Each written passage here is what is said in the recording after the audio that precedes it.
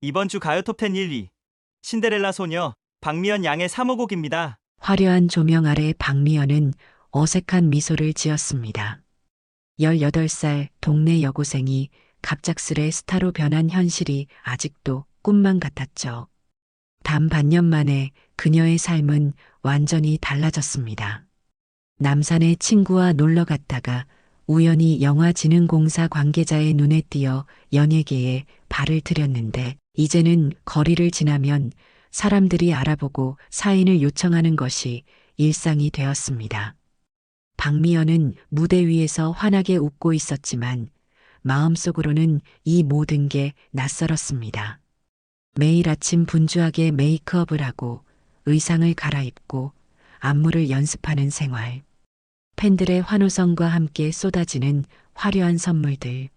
하지만 밤이면 텅 빈 대기실에 홀로 남아 거울 속 자신을 바라보며 의문이 들었습니다. 이게 정말 내가 원하는 삶일까? 방송국에서 집으로 돌아가는 차 안, 창밖으로 보이는 서울의 밤거리는 화려했습니다. 매니저는 다음 주 스케줄을 열심히 설명하고 있었지만 박미연의 귀에는 들어오지 않았어요. 그저 뭔가 채워지지 않는 공허함만 가슴에 남아 있었죠.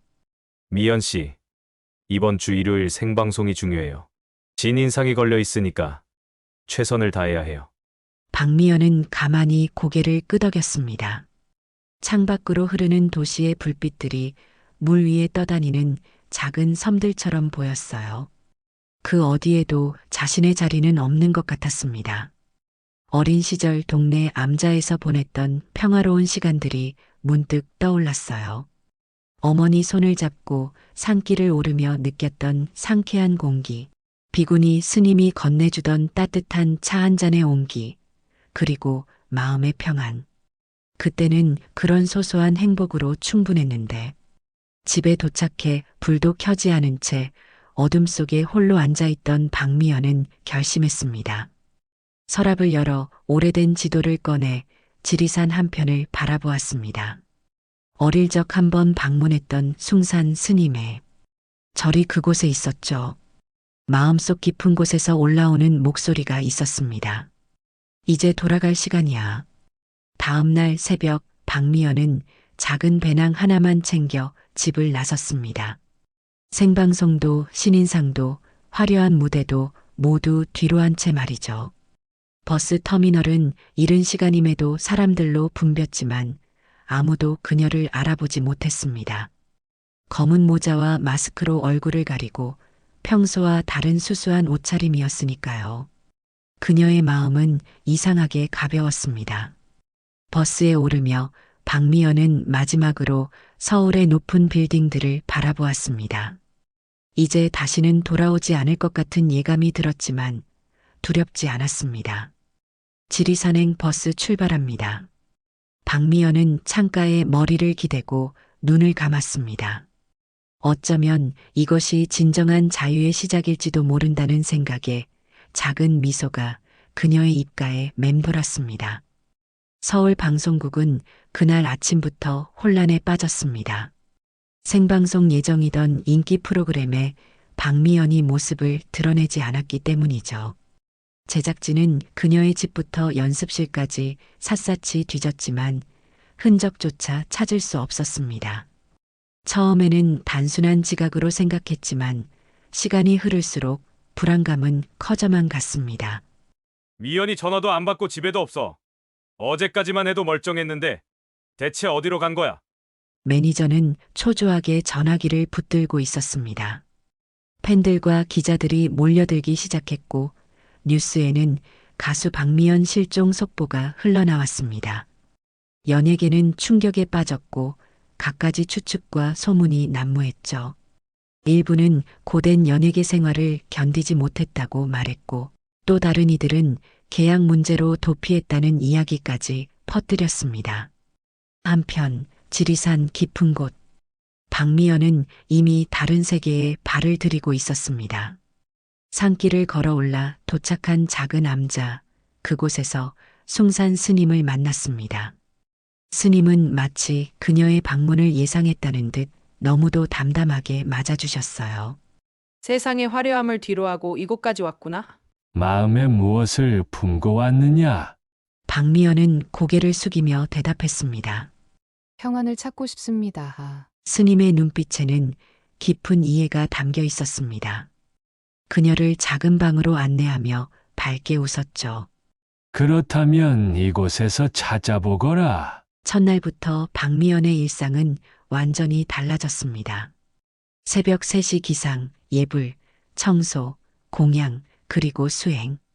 무대 위에서 반짝이던 의상 대신 소박한 회색 행자복을 입고 화려한 메이크업 대신 맑은 물로 얼굴을 씻었습니다. 처음에는 모든 것이 낯설고 어려웠습니다. 오랜 시간 앉아있는 명상은 무릎이 저리고 새벽 예불 시간에 맞춰 일어나는 것도 쉽지 않았죠. 그러나 하루하루 지나면서 그녀의 마음은 점차 고요해지기 시작했습니다. 한 달이 지났을 때 박미연은 출가를 결심했습니다. 숭산 스님에게 삭발을 청하였고 비구니의 길로 들어섰습니다. 머리카락이 하나둘 바닥에 떨어질 때마다 지난날의 기억도 함께 내려놓는 기분이었습니다. 그녀는 새로운 법명 해연을 받았습니다. 지혜로운 연꽃이라는 의미였죠. 해연 스님이 된 박미연은 점차 암자의 일상에 완전히 녹아들었습니다. 산에서 나는 나무를 캐고 텃밭을 가꾸며 불경을 공부했습니다. 가끔 찾아오는 신도들에게 따뜻한 차를 대접하고 그들의 고민을 진심으로 들어주었습니다. 무대에서 수천 명의 환호를 받던 때와는 너무도 다른 삶이었지만 그녀의 얼굴에는 진정한 평안이 깃들기 시작했습니다. 스님, 지금 마음이 어떠신가요? 어느 날 숭산 스님이 물었습니다. 고요합니다. 이전에는 늘 무언가를 쫓아다니는 기분이었는데 이제는 그저 지금 이 순간에 충실하려 합니다. 숭산 스님은 미소를 지으며 고개를 끄덕였습니다. 세상의 화려함은 구름처럼 지나가는 것. 진정한 행복은 마음속에서 찾는 것이란다. 그렇게 세월은 흘러 어느덧 3년의 시간이 지났습니다. 서울에서는 잠시 박미연의 실종에 대한 관심이 뜨거웠다가 이내 다른 소식에 묻혀 사람들의 기억 속에서 서서히 잊혀졌죠. 하지만 혜연 스님에게는 그 시간이 자신을 찾아가는 소중한 여정이었습니다. 산속의 고요함 속에서 그녀는 비로소 자신이 진정 원하는 삶의 모습을 발견했습니다. 지리산 자락에 자리 잡은 작은 암자는 계절마다 다른 모습을 보여주었습니다. 봄에는 삼법꽃이 흩날리고 여름에는 지푸른 녹음이 덮이며 가을에는 단풍이 물들고 겨울에는 하얀 눈으로 뒤덮였죠. 혜연 스님은 그 모든 변화를 고요히 지켜보며 수행을 이어갔습니다. 오늘도 새벽 예불을 마치고 마당을 쓸고 있는 혜연 스님의 얼굴에는 평온함이 깃들어 있었습니다. 수행생활 5년 차, 그녀는 이제 암자의 중요한 일원이 되었습니다.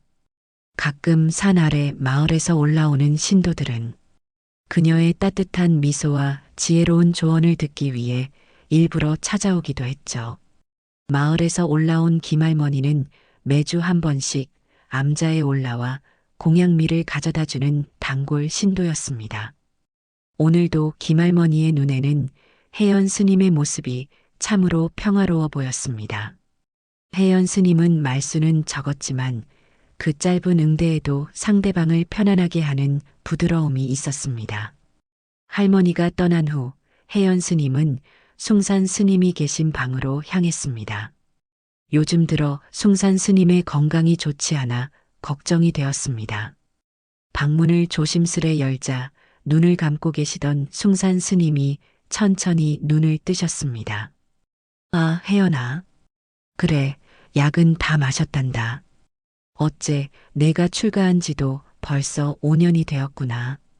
혜연 스님은 다기를 준비하며 옛 생각에 잠겼습니다. 어린 시절 부모님 손을 잡고 동네 암자를 찾았던 기억, 그곳에서 처음 만났던 나이 지긋한 비구니, 스님이 건네주던 따뜻한 차 한 잔, 그리고 그때 느꼈던 마음의 평안. 어쩌면 그 어린 시절의 경험이 지금의 자신을 이끌어온 실타래였는지도 모른다는 생각이 들었습니다. 인연이란 참 신기한 것이라 생각했습니다. 어릴 적 찾았던 암자의 스님께서 보여주신 모습이 마음속에 오래도록 남아 결국 이 길로 이끌어 주었으니까요. 숭산 스님은 깊은 이해의 눈빛으로 고개를 끄덕이며 모든 것은 연결되어 있다는 말씀을 전했습니다. 차를 마시며 나눈 대화는 짧았지만 깊은 의미가 담겨 있었습니다. 혜연 스님은 방을 나와 대웅전으로 향했습니다. 오늘은 법회가 있는 날이었죠. 불경을 읊고 명상을 이끌며 찾아온 이들에게 삶의 지혜를 나누는 시간은 언제나 그녀에게 소중했습니다. 한때 무대에서 노래하며 대중의 열광을 받던 모습과는 완전히 다른 삶이었지만 지금의 역할 역시 누군가에게 위안을 전하는 것이라는 점에서 비슷하다는 생각이 들었습니다. 법회를 마치고 돌아오는 길, 혜연 스님은 암자 입구에서 낯선 모습을 발견했습니다. 누군가가 서성이고 있었습니다. 가까이 다가가 보니 예전에 본 듯한 얼굴이었어요. 그 순간 가슴이 철렁 내려앉았습니다. 연예계 시절 자신의 매니저였던 강민석이었습니다. 강민석은 혜연 스님을 발견하자 놀란 표정을 지었다가 이내 너무도 가식적인 미소를 지으며 다가왔습니다. 그가 어떻게 이곳을 찾아왔는지, 무슨 목적으로 왔는지 알 수 없었지만 직감적으로 좋은 일은 아니라는 느낌이 들었습니다. 혜연 스님은 침착하게 합장하며 인사를 건넸습니다. 하지만 마음속은 복잡했습니다. 과거의 기억이 물밀듯이 밀려왔지만 평정심을 유지하려 노력했습니다. 강민석은 주변을 둘러보며 싱긋 웃었습니다. 그의 말투에는 진심이 느껴지지 않았고 눈빛에는 어딘가 계산적인 무언가가 숨어 있는 듯 했습니다. 강민석의 갑작스러운 등장은 암자의 평온을 깨트렸습니다. 혜연 스님은 그를 차 한 잔 대접하고 보냈지만 그의 방문은 그것으로 끝나지 않았습니다. 다음 날도 그 다음 날도 강민석은 암자를 찾아왔습니다.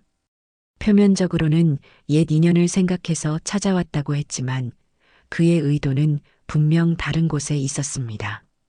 이런 산속에서 뭘 찾겠다고 젊은 나이에 파묻혀 있는 거야? 너 같은 재능이 여기서 썩는다는 게 안타깝네. 강민석의 말에 혜연 스님은 침착하게 답했습니다. 제게는 이곳이 가장 맞는 자리입니다. 그의 방문이 계속될수록 혜연 스님은 불안해졌습니다. 강민석은 단순한 매니저가 아니었습니다. 연예계 뒤편을 오가는 건달 출신으로 유명 연예인들을 상대로 여러 불법적인 거래를 해왔던 인물이었죠. 과거 박미연이 갑자기 연예계를 떠나면서 그가 계획했던 큰 돈줄이 끊겼던 것입니다. 어느 날 저녁 강민석은 평소보다 더 술에 취한 채 암자를 찾아왔습니다. 그의 얼굴은 붉게 상기되어 있었고 걸음걸이도 불안정했습니다. 혜연 스님은 그를 보자마자 불길한 예감이 들었습니다. 미연아, 아니 혜연 스님이라고 불러야 하나? 이제 그만 놀았으면 좋겠어. 같이 서울로 돌아가자.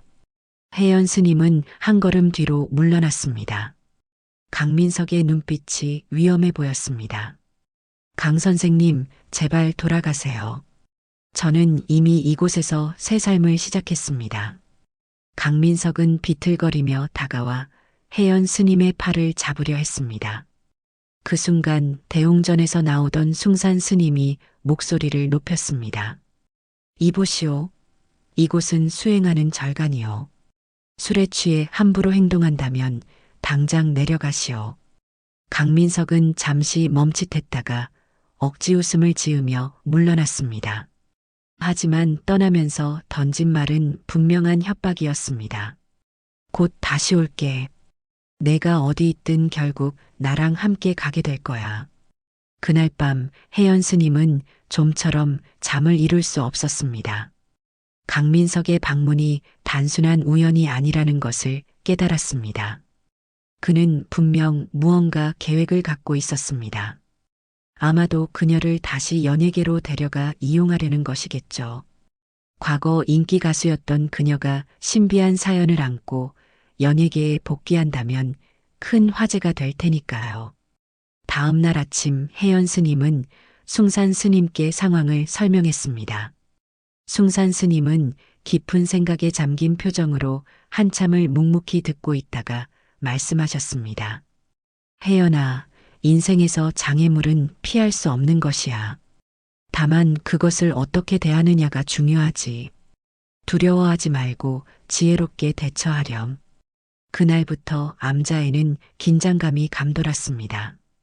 강민석은 이틀에 한 번꼴로 찾아왔고 매번 더 집요하게 혜연 스님을 설득하려 했습니다. 처음에는 달콤한 말로 유혹했지만 점차 노골적인 협박으로 변해갔습니다. 혜연 스님의 과거 연예계 시절 계약 문제를 들먹이며 법적 책임을 물을 수도 있다고 위협했습니다. 혜연 스님은 가능한 한 강민석을 마주치지 않으려 했습니다. 법회 시간이나 사찰일을 핑계로 그를 피했죠. 하지만 강민석의 집요함은 날이 갈수록 심해져만 갔습니다. 그의 방문은 암자의 일상을 방해했고 다른 수행자들과 신도들까지 불안하게 만들었습니다. 어느 날 저녁 법회를 마치고 암자로 돌아오던 혜연 스님은 어둠 속에서 기다리고 있던 강민석과 마주쳤습니다. 그의 눈빛에는 뭔가 결연한 의지가 보였습니다. 혜연 스님은 본능적으로 위험을 감지했습니다. 저녁 어스름이 내려앉은 암자 뒤편 혜연 스님은 강민석과 마주한 채 숨을 고르고 있었습니다. 그의 얼굴에는 오랜 기다림 끝에 찾아온 사냥감을 마주한 포식자의 표정이 역력했습니다. 비단 술 때문만은 아닌 충혈된 눈과 거친 숨소리가 불안감을 증폭시켰습니다. 드디어 단둘이 만났네. 이제 그만 이 놀이를 끝내자. 강민석은 한 걸음씩 다가왔고 혜연 스님은 본능적으로 뒤로 물러났습니다. 어둑한 불빛 아래서도 강민석의 손에 쥐어진 작은 칼날이 번뜩이는 것이 보였습니다. 단순한 협박을 넘어선 위협이었죠. 강 선생님, 제발 정신 차리세요. 이러시면 안 됩니다. 혜연 스님의 목소리는 떨리고 있었지만 최대한 침착함을 유지하려 노력했습니다. 마음속으로는 부처님께 가호를 빌었습니다. 수년간의 수행으로 길러진 평정심이 이런 순간에 무너지는 것이 서글펐습니다. 강민석은 비웃듯 웃으며 한 걸음 더 다가왔습니다. 그의 눈빛에는 광기가 서려 있었습니다. 내가 사라진 후로 내 인생이 어떻게 됐는지 알아? 모든 게 무너졌어. 내가 책임져야 할 일이야. 혜연 스님은 천천히 옆으로 움직이며 탈출구를 찾고 있었습니다. 하지만 뒤로는 가파른 숲길 뿐이었고 앞으로는 강민석이 가로막고 있었습니다. 순간적으로 소리쳐 도움을 청할까 생각했지만 법회를 마친 후라 대부분의 수행자들은 각자의 방에 들어가 있을 시간이었습니다. 강민석이 갑자기 손을 뻗어 혜연 스님의 팔을 강하게 붙잡았습니다. 그녀는 본능적으로 저항했지만 남자의 힘을 당해낼 수 없었습니다. 강민석은 그녀를 끌고 숲길로 들어가기 시작했습니다. 놓으세요. 어디로 데려가시는 겁니까? 혜연 스님은 필사적으로 저항했지만 소용없었습니다. 강민석의 소나기에서 벗어나려 발버둥 칠수록 그의 소나기는 더욱 강하게 그녀를 올감했습니다. 공포와 절망감이 그녀의 마음을 가득 채웠습니다. 이런 위기는 수행 생활을 시작한 이래 처음 맞닥뜨리는 일이었습니다. 혜연 스님은 마지막 힘을 짜내 소리쳤습니다. 그 소리는 어둠 속 산길을 타고 메아리 쳤습니다. 하지만 누가 들을 수 있을까요? 이 시간에 이 외딴 산길에는 아무도 없을 텐데. 그때였습니다. 어디선가 나뭇가지가 꺾이는 소리가 들렸습니다. 강민석도 그 소리에 잠시 행동을 멈추고 주변을 살폈습니다. 그러나 아무것도 보이지 않자 다시 혜연 스님을 끌기 시작했습니다. 소용없어. 여기서 내 비명을 들을 사람은 아무도 없으니까. 혜연 스님은 깊은 숨을 들이쉬며 마음을 가다듬으려 했습니다. 수년간의 명상 수행이 이런 극한의 순간에 도움이 될까요? 공포로 인해 심장은 터질 듯이 뛰고 있었지만 그녀는 최대한 생각을 정리하려 노력했습니다. 강민석이 그녀를 더 깊은 숲속으로 끌고 가려는 순간 뒤에서 또다시 소리가 들렸습니다. 이번에는 분명한 발자국 소리였습니다. 강민석이 뒤를 돌아보는 순간 어둠 속에서 한 형체가 나타났습니다. 그 손 놓아라. 나이 지긋한 남성의 목소리였습니다. 달빛에 의지해 보니 하얀 머리카락과 주름진 얼굴을 가진 70대로 보이는 노인이었습니다. 등산복 차림으로 지팡이를 짚고 있었습니다. 강민석은 순간 당황했지만 이내 비웃듯 웃었습니다. 노인 한 명이 무슨 대수냐는 듯한 표정이었죠. 할아버지, 길 잃으셨어요? 여기는 지나가는 길이 아닙니다. 어서 돌아가세요. 그러나 노인은 꿈쩍도 하지 않고 그 자리에 서 있었습니다. 그의 눈빛에는 묘한 침착함이 깃들어 있었습니다. 마치 이런 상황을 수없이 겪어본 사람처럼 말이죠. 강민석은 노인의 존재가 귀찮기만 했습니다. 시간 낭비하지 않으려는 듯 혜연 스님의 팔을 더 강하게 움켜쥐고 잡아당겼습니다. 혜연 스님이 고통에 신음하는 소리가 숲속에 퍼졌습니다. 할아버지, 참견하지 마시고 그냥 가세요. 우리 일에 끼어들면 위험해집니다. 강민석의 말에도 노인은 미동도 없이 그 자리에 서 있었습니다. 그의 눈빛은 달빛 아래서도 강렬하게 빛났습니다. 조용히 지팡이를 내려놓으며 한 발짝 앞으로 나섰습니다. 마지막으로 한 번 더 경고하네. 그 손을 놓게. 노인의 목소리에는 묘한 위험이 담겨 있었습니다. 그러나 강민석은 그저 비웃었을 뿐입니다. 술기운과 분노로 판단력이 흐려진 상태였습니다. 그는 혜연 스님을 한쪽으로 밀어두고 노인에게 달려들었습니다. 손에 쥐고 있던 작은 칼날이 달빛에 번뜩였습니다. 그 순간 믿기 힘든 광경이 펼쳐졌습니다. 노인의 몸이 마치 바람처럼 가볍게 움직였습니다. 강민석의 공격을 향해 돌진하는 대신 옆으로 한 걸음 비켜선 다음 정확하게 발을 뻗어 강민석의 다리를 걸었습니다. 균형을 잃은 강민석은 그대로 나무 아래 나동그라졌습니다. 칼은 멀리 날아가 어둠 속으로 사라졌습니다. 하지만 이것으로 끝이 아니었습니다. 강민석이 일어나려 하자 노인은 놀라운 속도로 그의 등 뒤로 돌아가 목덜미를 단단히 잡았습니다. 이어서 팔꿈치를 정확하게 비틀고 압박점을 눌러 강민석이 신음을 토하게 만들었습니다. 모든 움직임이 물 흐르듯 자연스러웠습니다. 혜연 스님은 놀라움에 입을 다물지 못했습니다. 70대로 보이는 노인이 어떻게 이런 기술을 구사할 수 있는지 믿기지 않았습니다. 노인은 강민석을 완전히 제압한 상태에서 침착하게 말했습니다. 이제 조용히 따라오게. 경찰에 넘길 테니. 강민석은 더 이상 저항할 수 없는 상태였습니다. 노인의 손길은 부드러워 보였지만 철사처럼 단단했습니다. 그는 혜연 스님에게 눈짓했습니다. 괜찮으십니까?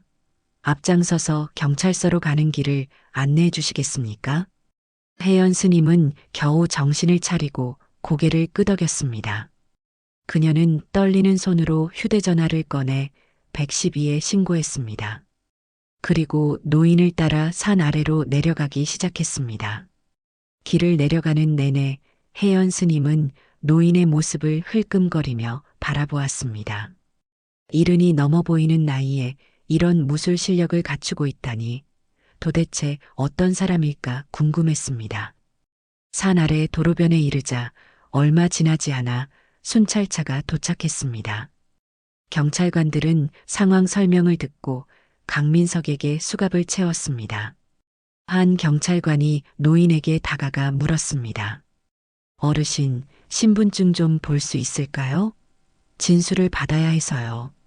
노인은 조용히 지갑을 꺼내 신분증을 건넸습니다. 경찰관은 신분증을 확인하고 눈을 크게 뜨더니 존경의 눈빛으로 경례를 했습니다. 김성태 예비역 대령님이십니까? 북파 공작원 출신이시라고요? 경찰관의 말에 혜연 스님은 놀라움을 금치 못했습니다. 이제야 노인의 놀라운 무술 실력이 설명이 되었습니다. 김성태는 담담하게 고개를 끄덕였습니다. 그의 눈에는 오랜 세월의 흔적이 깃들어 있었습니다. 오래된 이야기네. 현역 시절 특수 임무를 수행했었지. 하지만 이제는 그저 산을 좋아하는 노인일 뿐이야. 경찰관들은 존경과 호기심이 담긴 눈빛으로 김성태를 바라보았습니다.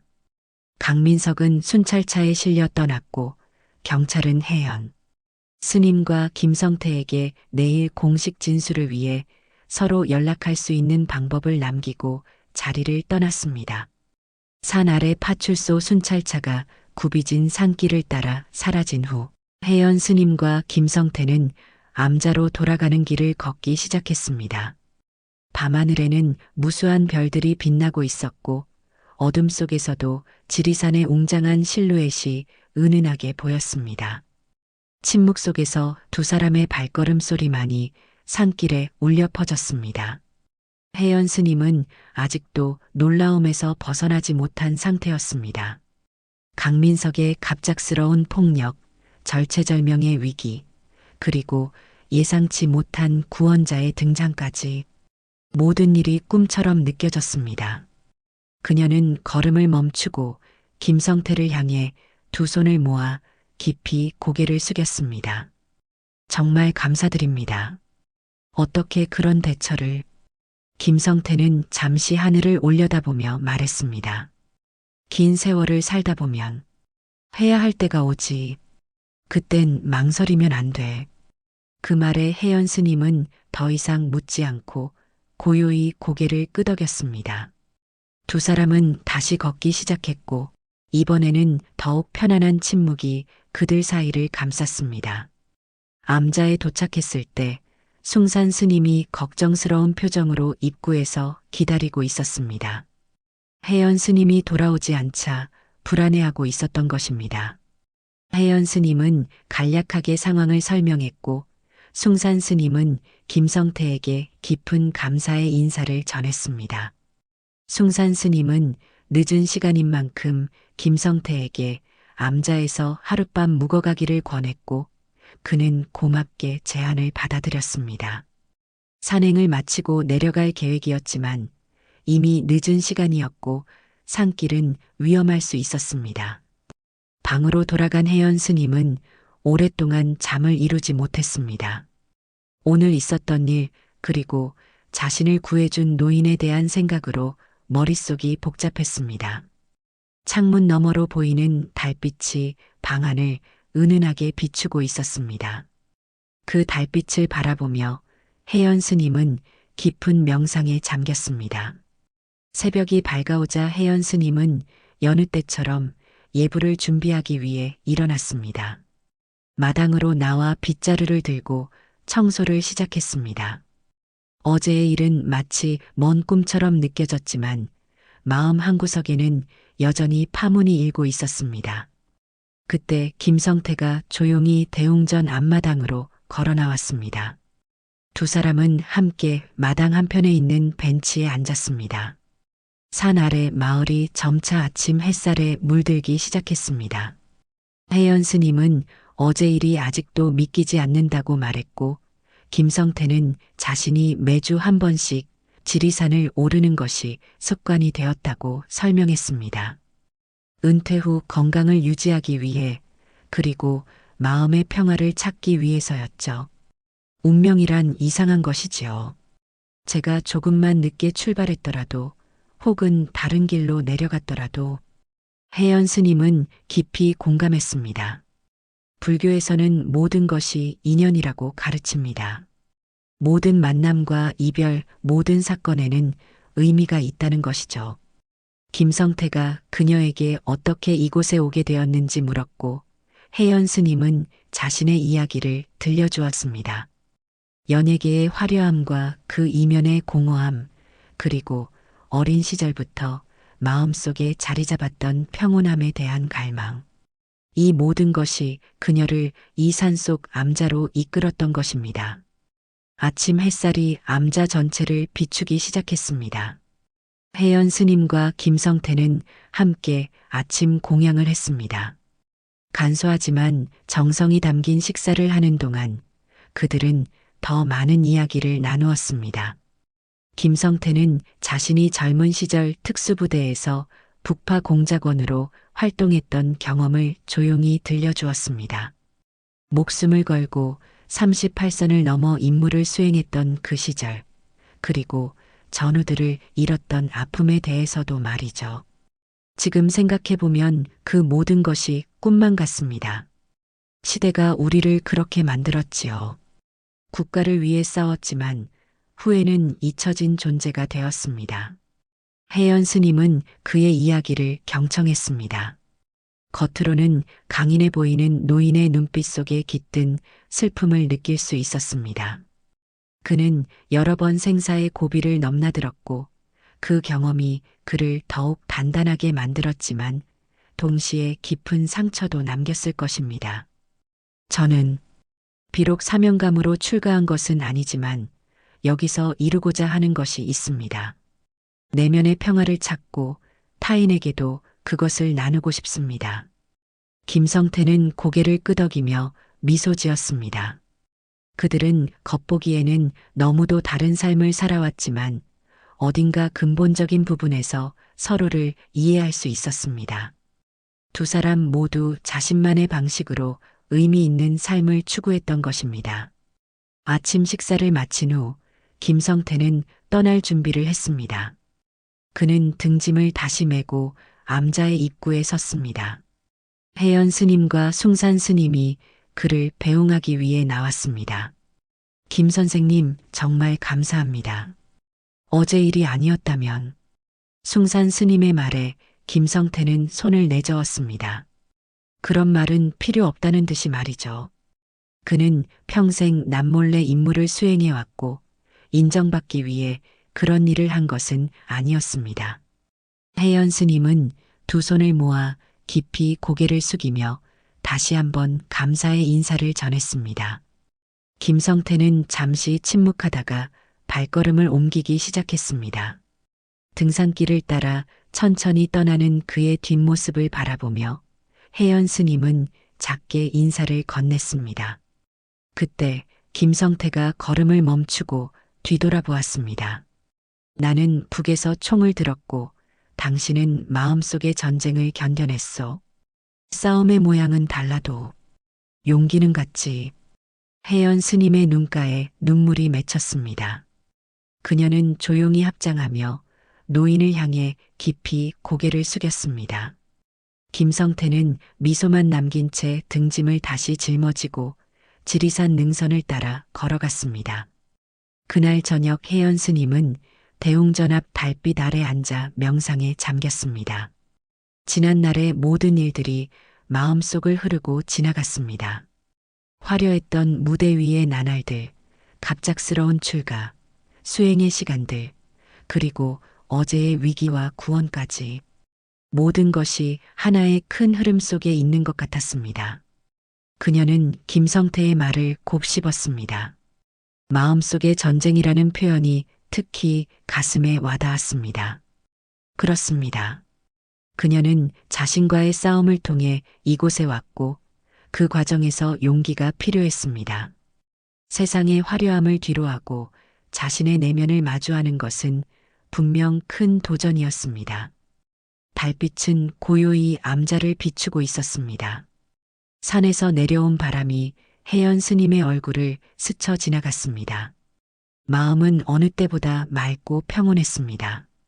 그녀는 김성태라는 예상치 못한 인연을 통해 또 다른 깨달음을 얻은 것 같았습니다. 사람이 사람을 지켜낸 밤, 그 밤은 오래도록 산 아래에 내려앉았다. 혜연 스님은 마음속으로 되뇌었습니다.